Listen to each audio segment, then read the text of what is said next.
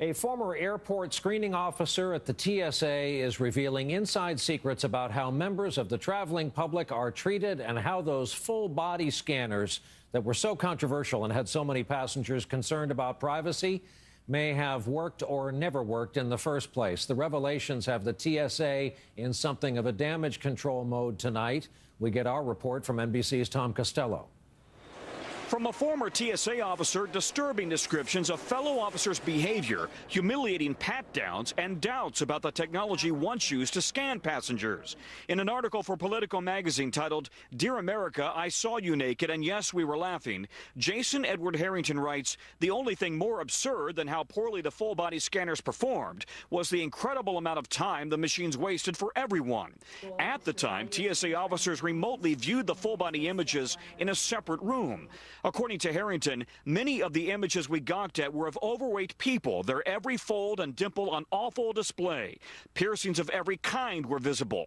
All the old crass stereotypes about race and genitalia size thrived. But the TSA today pointed out all of those scanners were replaced more than a year ago. The screening rooms disabled. The new scanners use radio waves and portray the body as more of a cartoon figure using targeting software that can identify a potential weapon. There's a new TSA in town that is doing things 180 degrees differently than what he is alleging was done. Harrington declined to talk to NBC News. He worked for the TSA from 2007 until last spring, and writes of code names officers had for attractive women depending on their apparel, retaliatory wait times for members of the public officers don't like, and a general feeling among officers that their jobs represented, quote, an abuse of public trust and funds. But the chief insists the TSA has changed.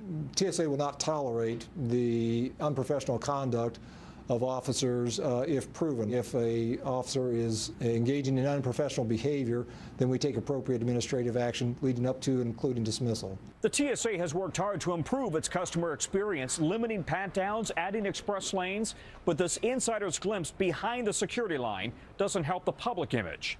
Tom Costello, NBC News, Washington.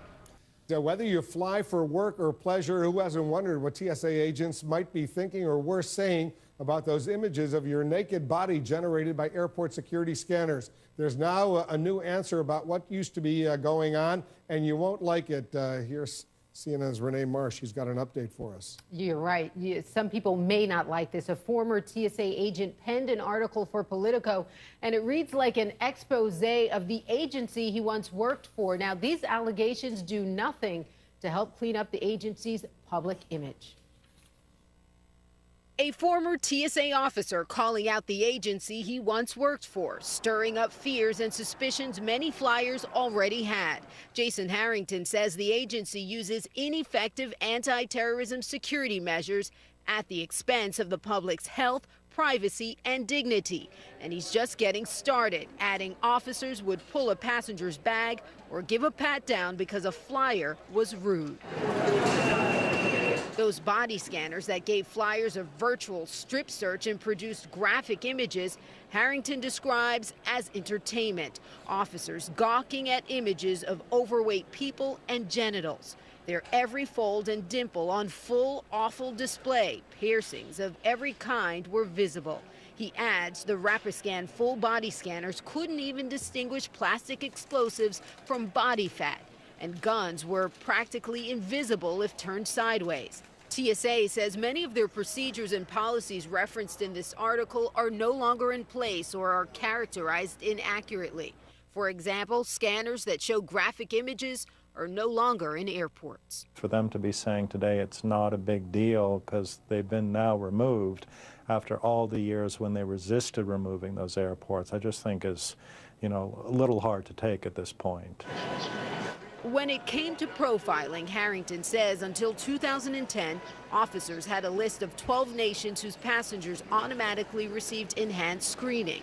To that, the TSA said no comment. Well, in a statement, the TSA tells us that they don't tolerate unethical or unlawful behavior, and they take quick action when it is discovered. We should note we reached out to that former TSA agent who wrote the article. No response yet. Yeah, pretty disturbing stuff, though, obviously. All right, Renee, thanks very much. We've got a lot more news coming up on the